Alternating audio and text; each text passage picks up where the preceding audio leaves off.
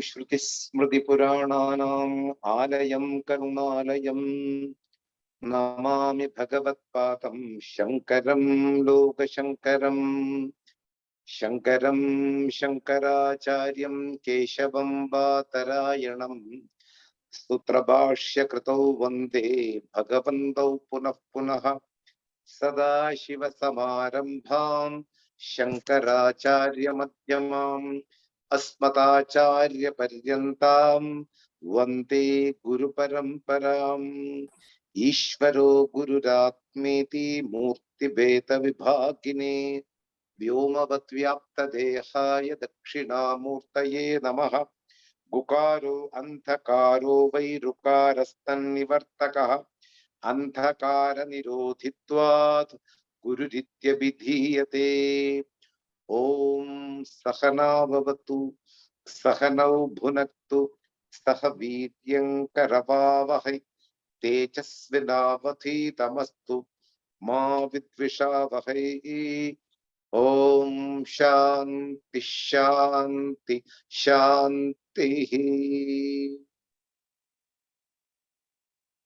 Om Namo Bhagavate Vaivasvataya Mrityave Brahma Vidya Acharyaya Nachiketase Namaha.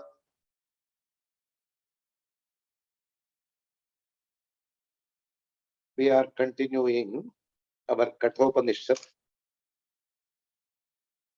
We will go back to the two previous shloka. We have enough time this week onwards. So I will go back to the 21st shloka and the 22nd shloka. Just I will give the brief explanation what we have gone through in the last week. Okay. I will read and I will give the brief explanation of both. First 21st shloka I will read. First chapter of the Kaṭha Upaniṣad, second section, 21st shloka.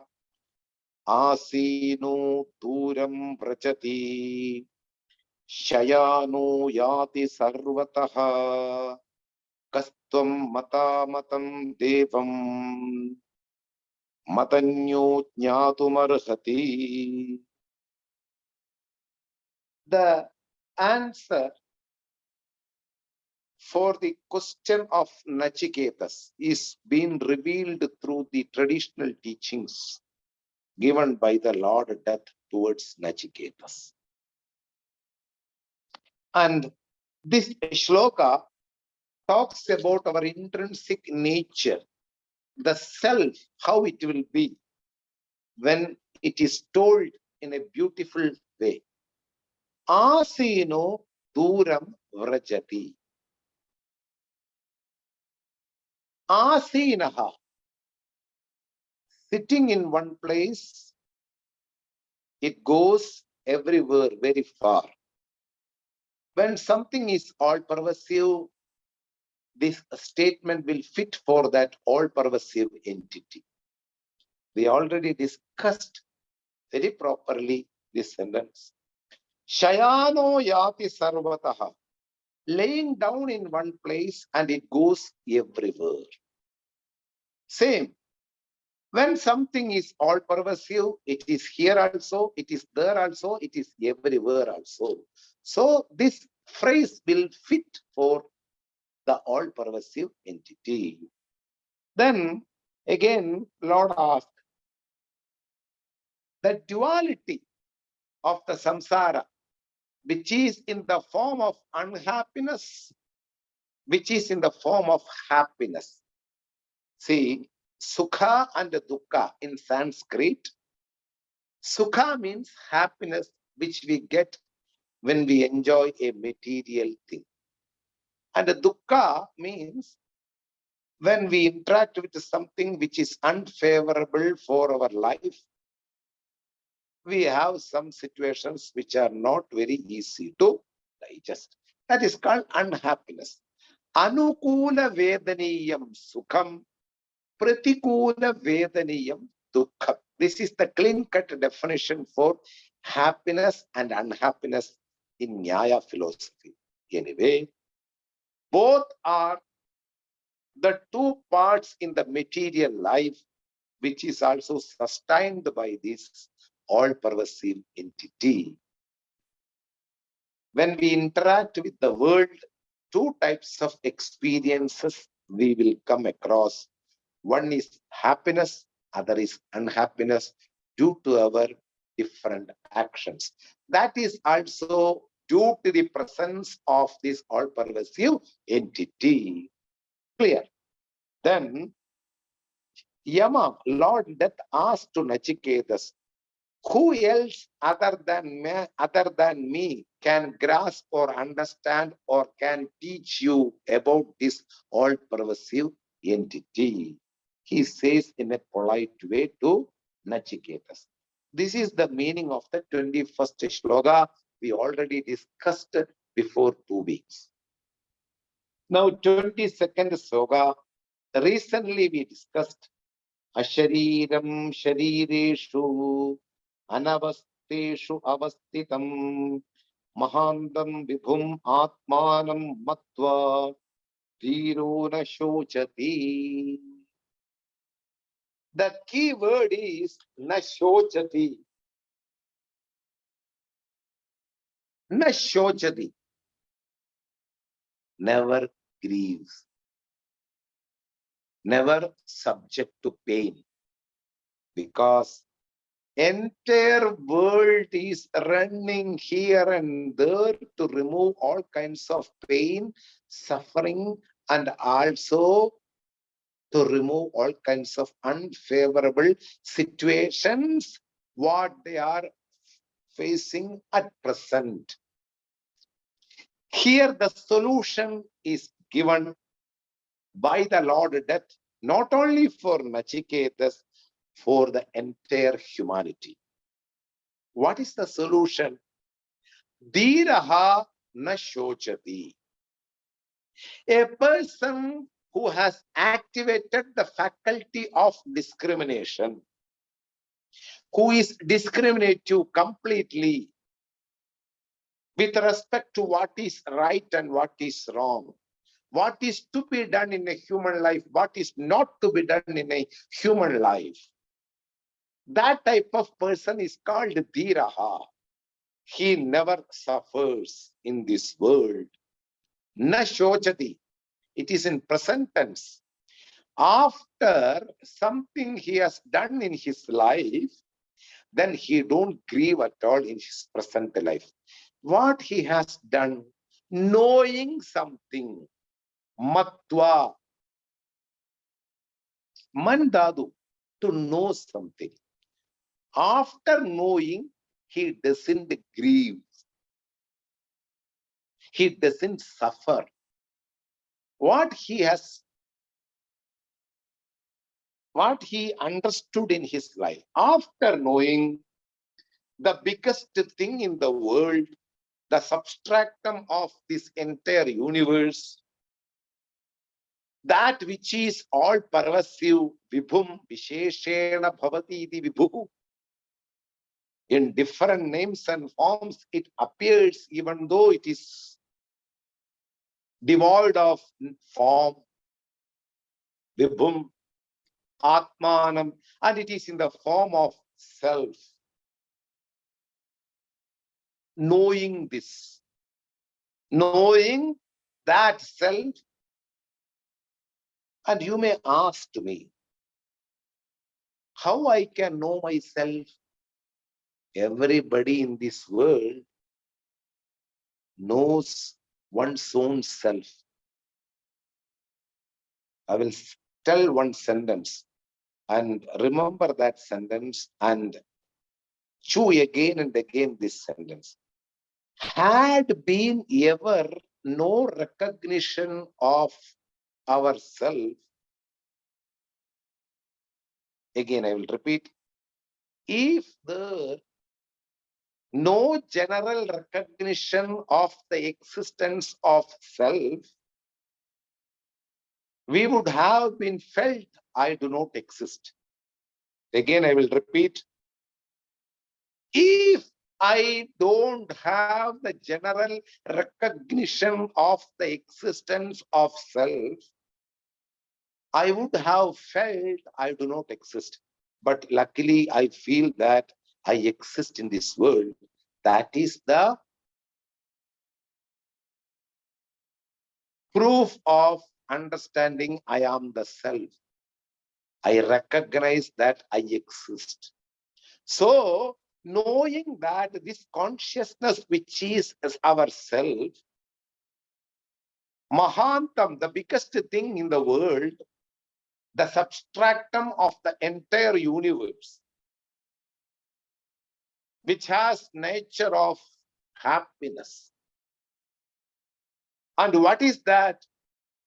Bodiless and pervading in every body. Ashariram sharireshu, which is devoid of body, which is bodiless. And it is there in each and every body. It is there in every body. Whatever I see in the world, you should extend this sentence. Whatever I experience in this world, trespassing that name and form, I should see the bodiless self in each and everything in this world. Ashariram sharireshu, anavasteshu avastidam. Knowing that eternal in all impermanent things, anavasteshu, which is subject to destruction, anavastha, impermanent.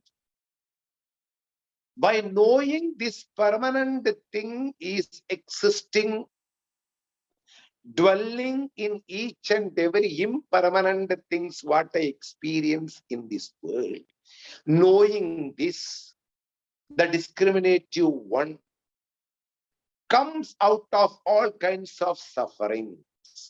This is the meaning what we discussed in the last class. Now we will go to the next slogan and we will see the meaning according to the Shankara's commentary. Slogan number 23. Nayamatma pravachanena labhyaha na methaya na bahuna shrutena yameva eshaha vrunute tena labhyaha tasya esha atma vivrunute tanum swam. Once more I will read. Nayamatma pravachanena labhyaha na methaya na bahuna shrutena yameva eshaha vrunute tena labhyaha tasya esha atma vivrunute tanum swam. One of the another beautiful verse in the Kaṭha Upaniṣad. Remember, all these verses are sharing with Nachiketas by Lord Death as an instruction for the question what he asked as a third boon from the Lord Death. And the Lord Death, Lord Yama, reveals the traditional teachings to Nachiketas after examining his qualification to listen this Raja Vidya, the king among the knowledge. This knowledge about the self he reveals to Nachiketas. This is the precious thing which can present for an individual in this world. If you present a home for an individual, it will be only purposeful for his entire human life. After that, again, when he takes birth, who will reward him a house?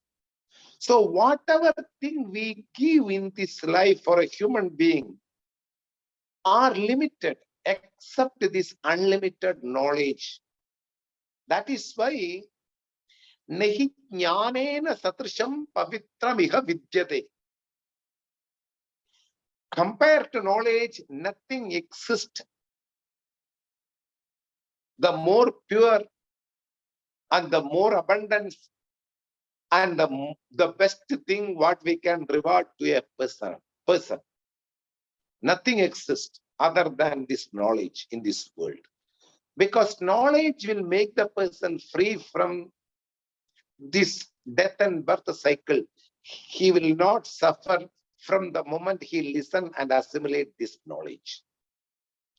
That is why Lord Death decided to give this ultimate knowledge for Nachiketas. And he slowly, kramasha, step by step, he reveals the ultimate knowledge. And in this verse, he present Nayam Atma Pravachanena Labhyaha. We will take the first sentence. Nayam Atma Pravachanena Labhyaha.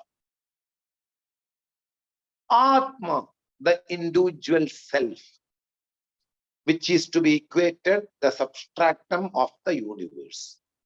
When something is all pervasive, that entity is also present in me everywhere. That entity cannot exclude me.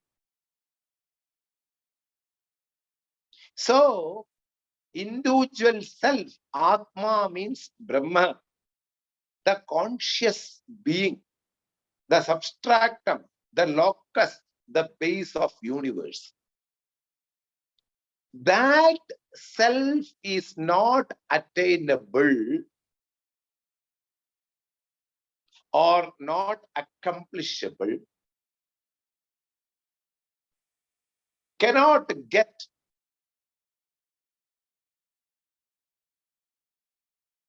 by studying or by hearting the first portion of the scriptures. Need a little bit explanation for that.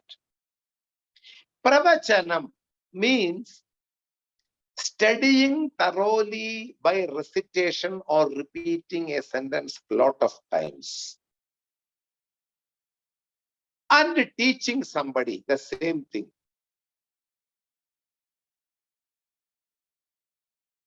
We study the poem by reciting many times in our life. After I got by hearted, I teach somebody.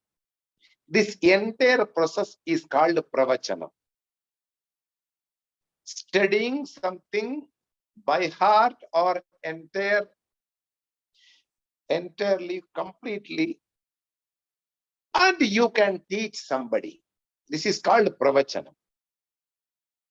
There are a lot of loopholes, defects, drawbacks in pravachanam, which I will reveal to you. First, you understand the meaning of the sentence. The Indian traditional scriptures, we call them Vedas. Vedas have two portions. The first portion is called the portion of activities, rituals, prayers. The second portion is called the portion of knowledge, which we are studying now. That entire portion is called in Sanskrit Vedanta. The last portion of the Vedas are called Vedanta. It reveals something which is already accomplished in one's life. Siddha Vastu Vishayam Vedanta. It reveals a subject which is already existing in me. But the first portion of Vedas are talking about different accomplishments which you have to work and to be accomplished in future. Karma Kanda.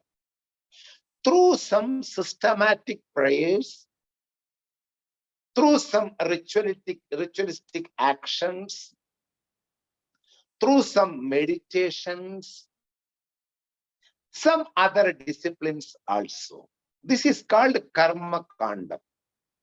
And the majority of the Vedas are covered by Karma Kanda. Almost 85 to 87% of the entire Vedas, nothing but rituals, prayers, meditations, and some spiritual activities. Only very less portion, almost 13% or 12% is only Vedanta. This knowledge about an accomplished, established thing. So in Sanskrit, the first portion, Karma Kanda, is talking about a thing yet to be achieved. Sathya Vastu Vishayam Karma Kanda.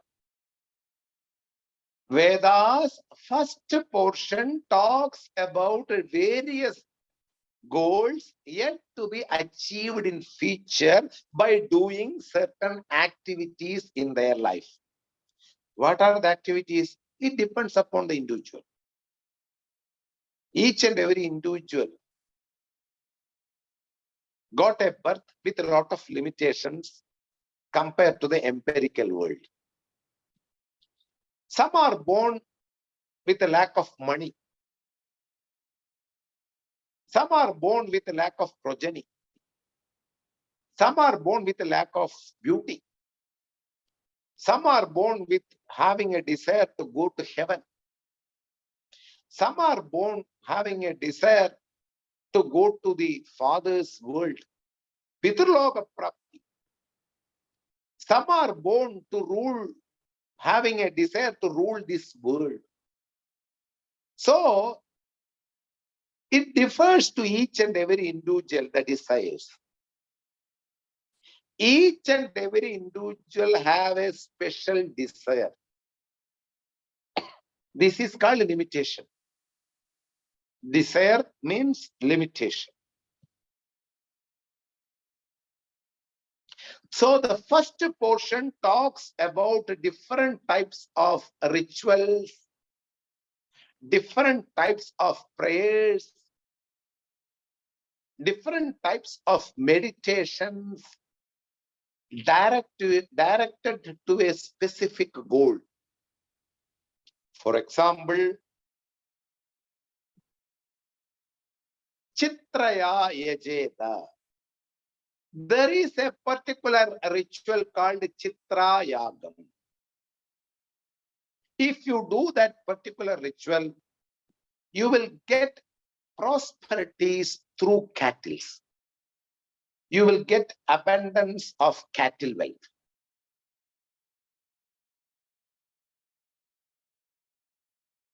Kariri ritual, specially meant to shower by rains. Suppose a land is completely desert, last 20 years, there is no one drop of water.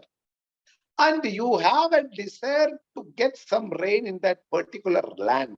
And you do this particular ritual with the specific things what are mentioned in the first portion of Vedas. A qualified person, qualified things to be collected. With that things, if you do that ritual, of course the rain will come. So the first portion of the Vedas talks about different types of rituals, different types of goals. Empirical world means lot of issues and problems. And if we approach directly towards Veda, there is a solution for each and every problem what we are having in our daily life. Everybody's desires are being fulfilled by Vedas in the first portion. That is why it's a huge topic. Almost 85 to 87% is Karma Kanda. Because Ananto Vai Kamaha. Desires are endless for every living beings. Our desire is not the same for a chameleon or an elephant or a seal or a fish. It has another desire.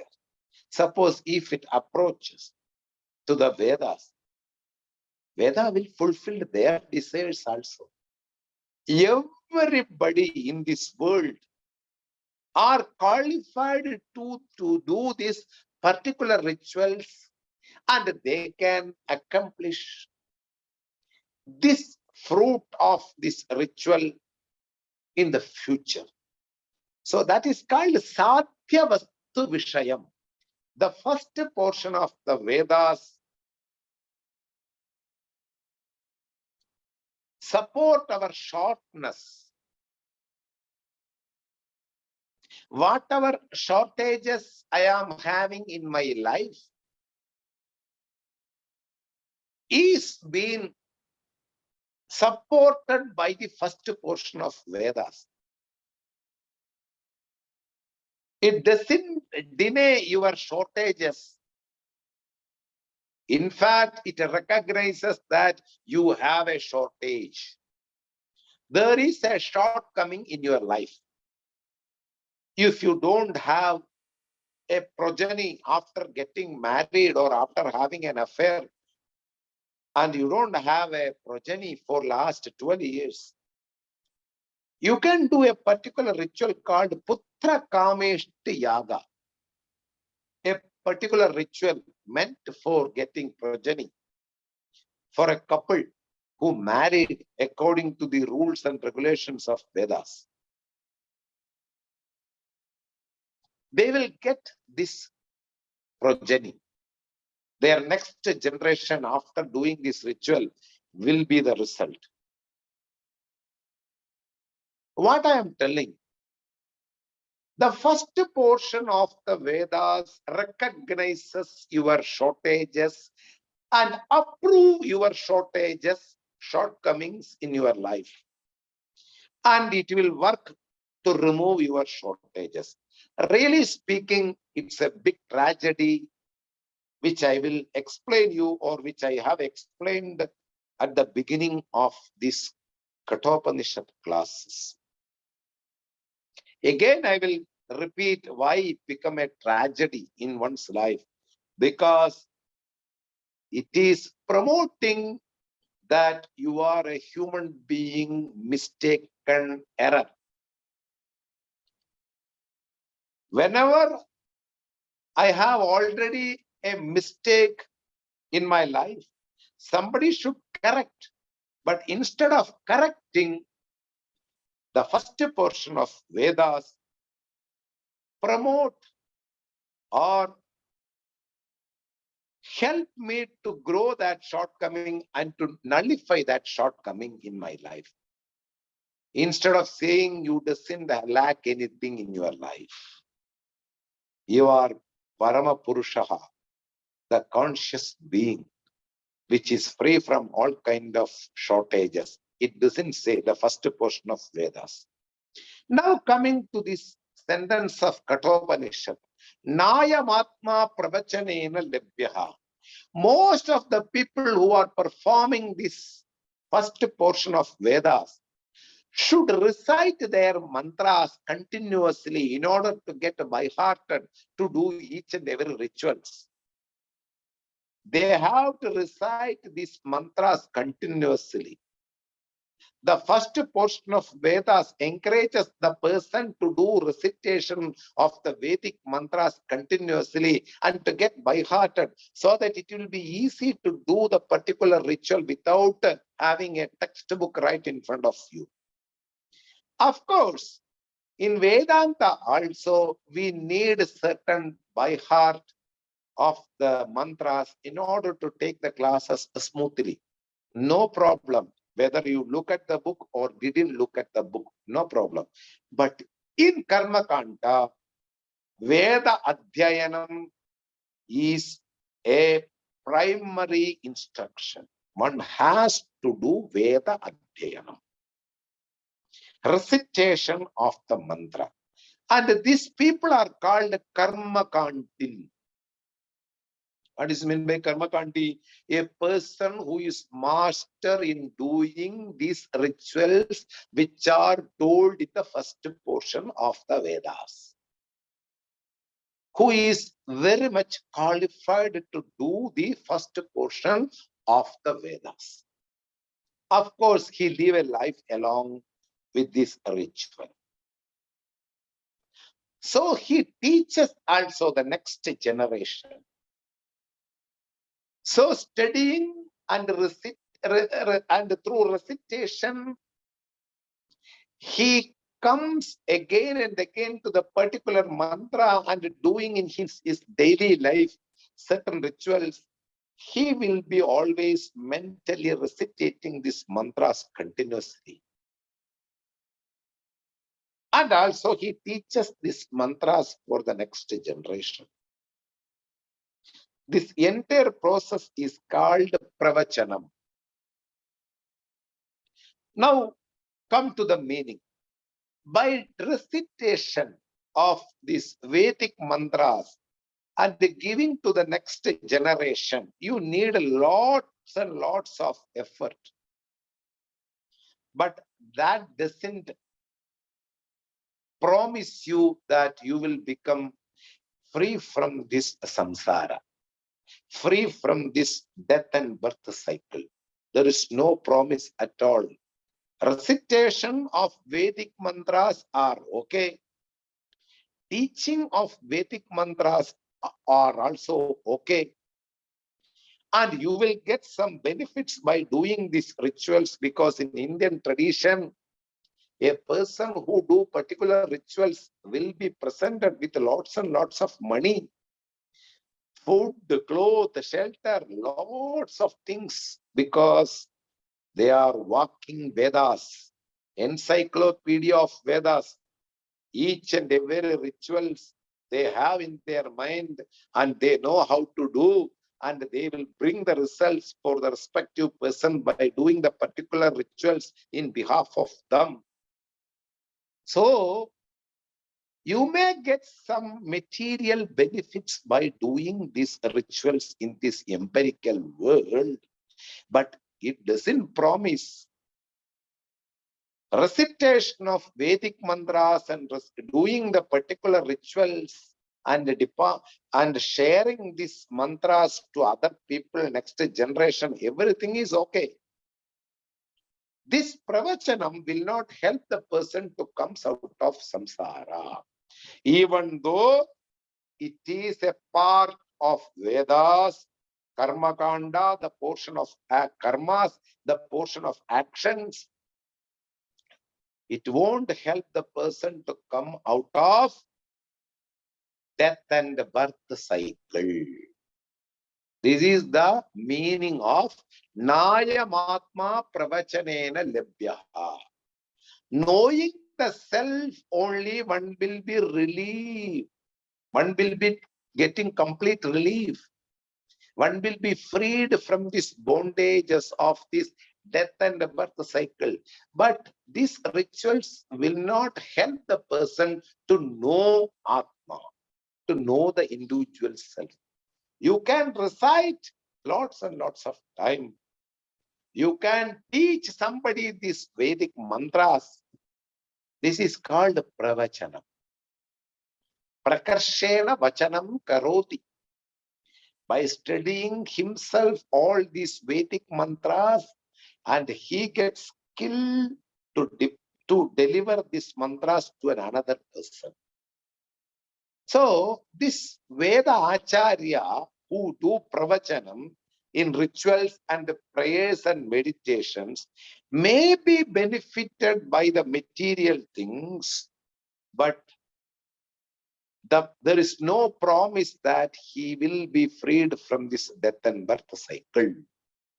He may born again, because there is no accomplishment of Atma, the individual self. Nayam Atma pravachanena labhya.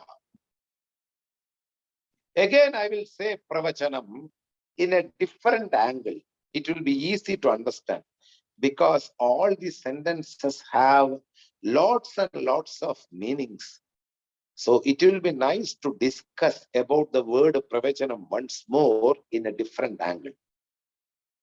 We have studied in the schools, basic education we will get from the schools. There, the teacher will take about biology. Different species are being told by the teacher how they live. Different trees are being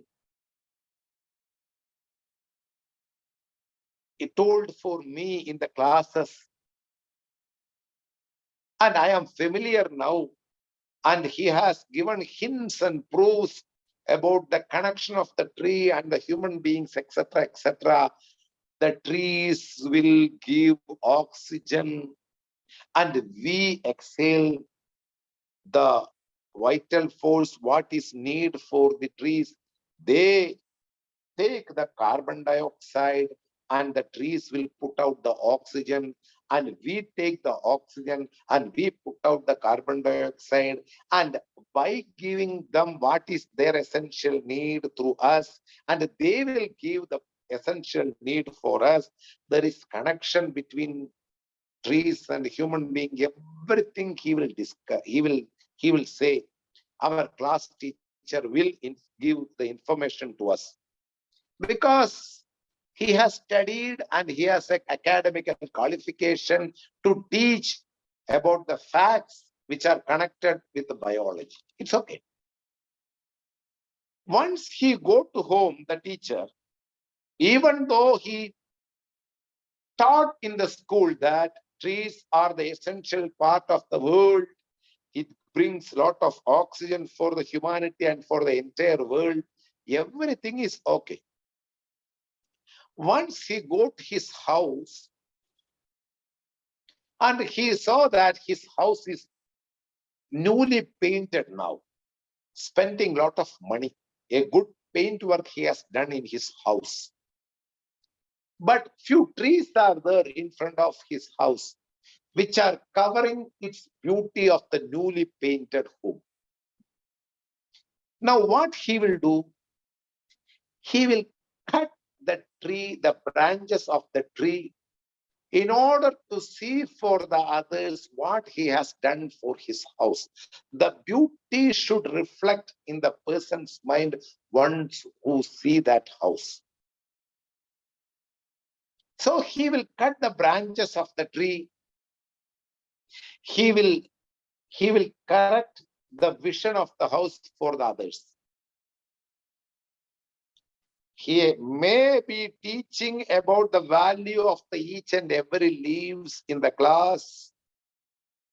He may be teaching the connection between the trees and the human being. Everything is okay. Once it comes to his life, he don't consider the facts to assimilate in his life. He just cut the trees and leaves in order to show his house for the others. When you teach somebody, you should assimilate that facts in your life. Then only the teaching will be proper for others. Then the teaching will go directly towards the mind. If not, the teaching will go to the ears and it will go out of the ears. This biology teacher may be eloquent, may be adept to teach the students about the facts of the animal world and the trees, etc., etc. But the knowledge is not assimilated in one's life. He can do pravajanam. studying about something and delivering the notes and the facts about what he has studied to others, but in his life it is zero. He don't assimilate that facts in his life. He don't follow the facts in his life. This is also being intended by the word pravachanam. You may be adept in delivering the speech, to delivering the word by word meaning, to delivering an eloquent speech for others, but in your life, you may be missing the vision. Like this biology teacher teaching that leaves are the source of oxygen. So you should be always aware of the trees. You should save trees. You should save plants. He may deliver the fact to the others, but in his life, when he wants to show his beautiful house for the others, he may cut the trees. There is no assimilation of the facts, what he is teaching others. This is why Adi Shankara Bhagavad Padar gives his commentary, reciting something like a parrot without owning the knowledge with oneself will not help the person to be freed from this entire universe. Death and birth cycle. Nayamatma pravachanena nalabhyaha. What a beautiful sentence. You may be very much skilled. You may having lot of skills to deliver a topic for others, but you cannot leave what you have delivered for others. So pravachanam will not help the person to give the freedom from the bondages or freedom from this entire universe. That is what Adi Shankara says in his commentary, and Lord Yama says to Nachiketas, Nayamatma pravachanena labhyaha. You can recite lots and lots of things and you can teach others. If you doesn't know the real thing in your life, or if you don't follow that things in your life, it will be missing. The obvious thing will be missing in your life. Nayamatma pravachanena labhyaha. Then again, the next sentence. Na methaya na bahuna shrutena. Metha means grantha dharana shakti, means one can understand the meaning of the text and scriptures as it is, and he can memorize after reading 1 or 2 times. This is called Meta Shakti, the memory power. Of course, memory power has a big role in the tradition. The entire Shastra, entire traditional teaching has given from one hand to others by memory only.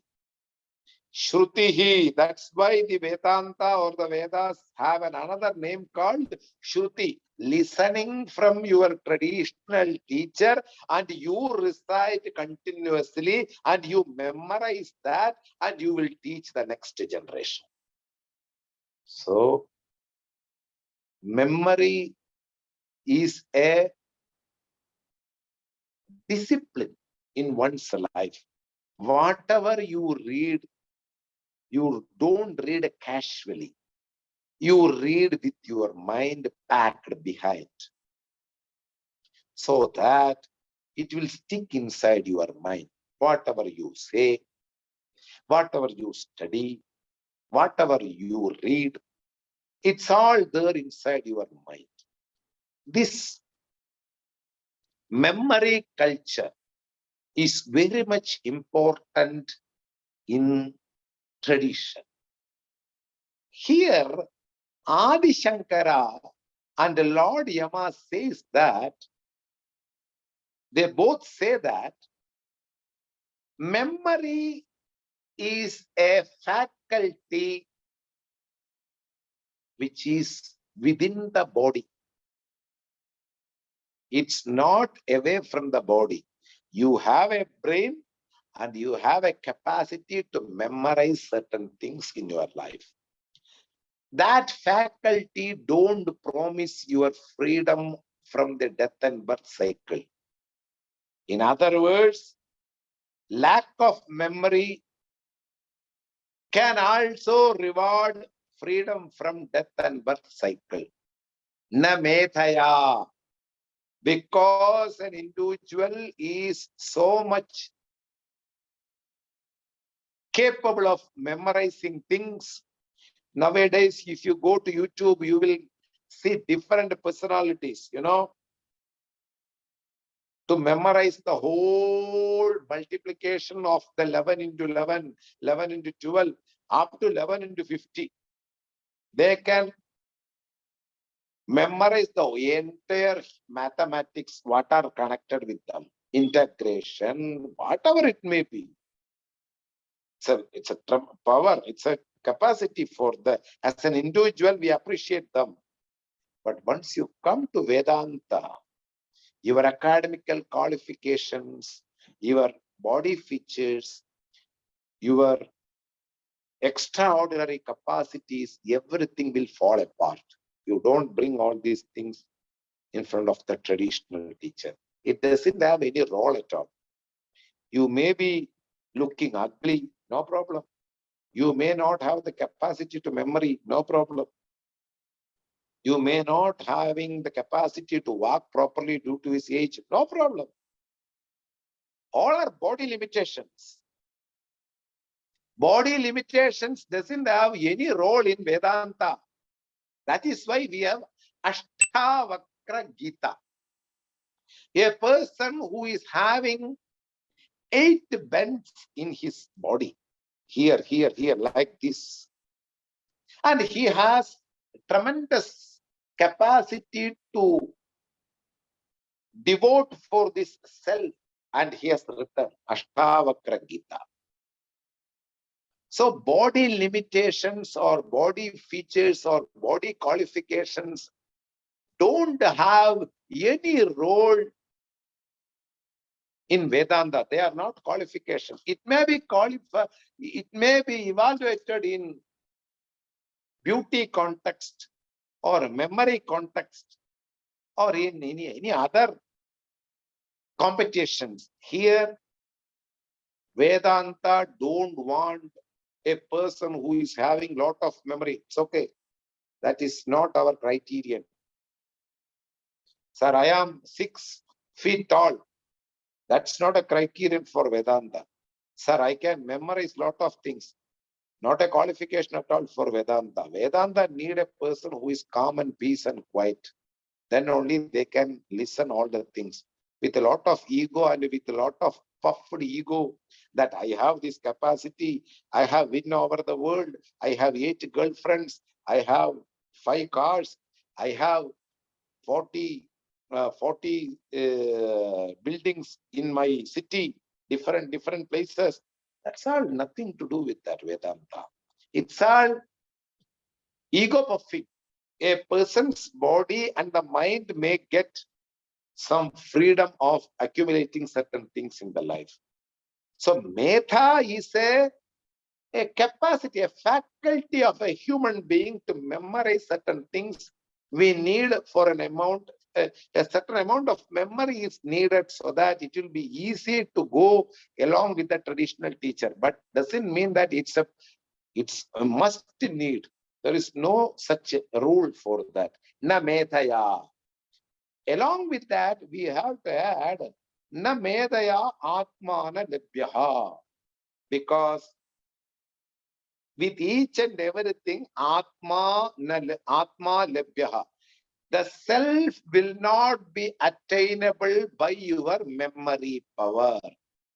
The self will not be attainable by studying and teaching others. The self will not be attainable by listening to lots and lots of traditional teachers. Na shrutena.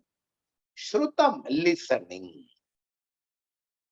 Of course, it is one of the best discipline to listen somebody who can part the knowledge properly towards with you. Of course, listening is a proper sadhana. It is much less similar to meditation. The more you listen, the more the things you grasp, the clarity will come. Listening again and again and again is same thing. The picture is clear now. But the point is, there is no promise, there is no guarantee that a person who has listened to the whole Kaṭha Upaniṣad will be freed from the samsara, will be freed from death and birth cycle. No. How much commitment one has towards the self and giving up the material world is only going to count. It is going to say in the next sentence. I will come to that. So, Atma will not be attainable by reciting the Vedic mantras and teaching others. Again, Atma will not be attainable. One who having memory power, one who has lot of memory, that doesn't give any guarantee. Again, Atma will not be attainable for a person who have listened this Shruti for a length of time. These things are subsidiary. If it is there, fine. If it is not there, also fine. The more commitment is needed. That is going to say in the next line. That is what? Yameva eshaha vrunute. One who commits for this Atma, for this self, vrunute, chooses. Vr, to choose. You know, I would like to give some example from our material. Options and decision. Keep these two words in your mind. Option comes in our life when we don't have clean-cut understanding about a particular thing. For example, you go to a shop and you want to buy a silk sari. In India, it's a very big thing for the woman to wear silk sari in an auspicious day. And of course, silk is made of lot of cruelty. At least 10,000 worms are being boiled alive to get the silk. That's another part which is behind the screen, which I don't want to reveal. Anyway, come to the point. Silk sari is very much demand in market. And the prices also high compared to different types of silks. Some cost, according to India, we call rupee. It may cost 35,000 rupees, sometimes 70,000 rupees, sometimes 10,000 rupees. It differs from one silk to another silk. Now, I don't have any understanding about the silk. I go to a shop and I see 4 saris very much attractive, and I want to buy a silk sari for my wife.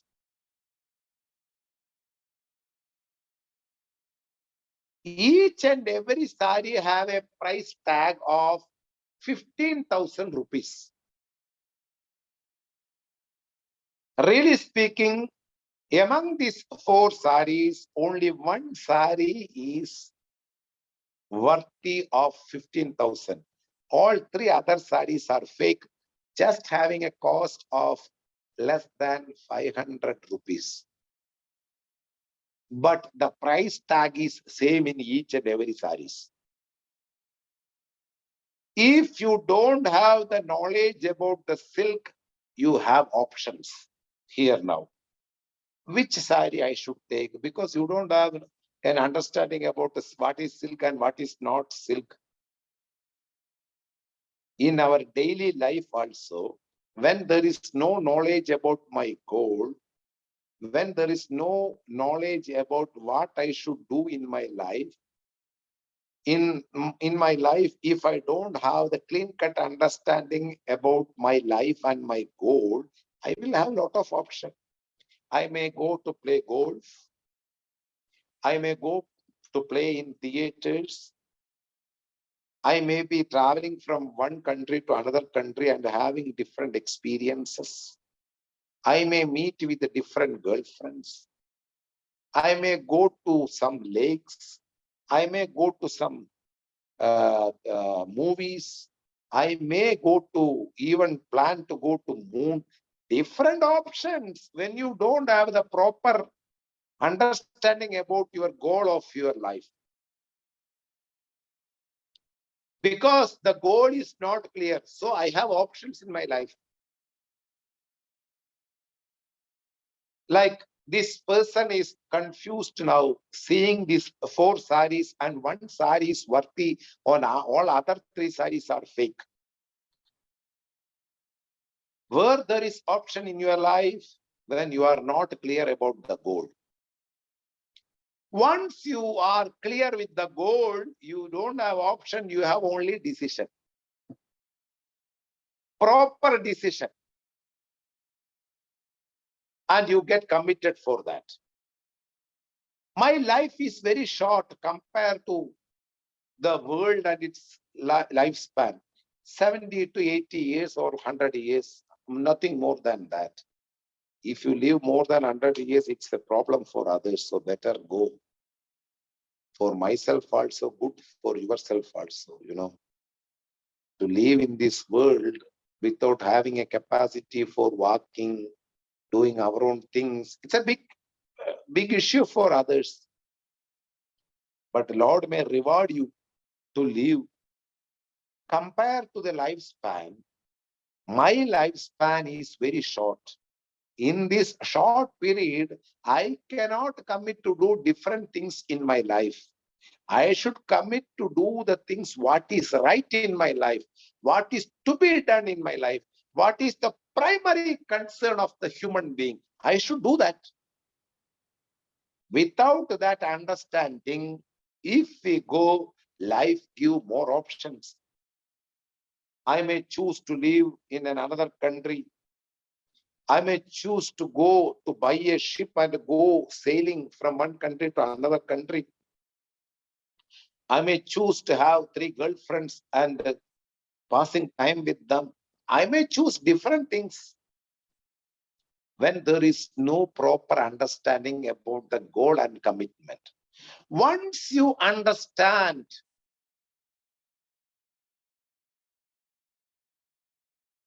this is the thing to be done in my life, there is no option, there is only decision. This is what it told here. Yameha yeshaha vrunude tena eva lebhyaha. The person who chooses the self in one's life will only get the results properly. One who chooses to know what is Atman, what is the self from the traditional teachers, and giving up all options in the life, that person is going to be benefited, which we will see in the next class. Om Swasti Prajabhya Paripalayantam Nyayena Margena Mahim Mahishaha Gobrahmanebhya Shupamastu Nityam Loka Samastha Sukhino Bhavantu Kale Varshadu Parjanyaha Prithvi Sasya Shalini Deshoyam Shoparahitaha Brahmana Santu Nirbayaha Sarve Bhavantu Sukhinaha Sarve Santu Niramayaha Sarve Bhadrani Pashyantu Ma Kaschit Dukkha Bhag Bhavet Asato Ma Sadgamaya Tamaso Ma Jyotirgamaya Mrityurma Amritam Gamaya ഓം പൂർണ്ണമതഃ പൂർണ്ണമിദം പൂർണ്ണാത് പൂർണ്ണമുദച്യത്തെ പൂർണ്ണസ്യ പൂർണ്ണമാദായ പൂർണ്ണമേവാവശിഷ്യത്തെ. ഓം ശാന്തി ശാന്തി ശാന്തി. ഹരി ഓം. ശ്രീ ഗുരുഭ്യോ നമഃ.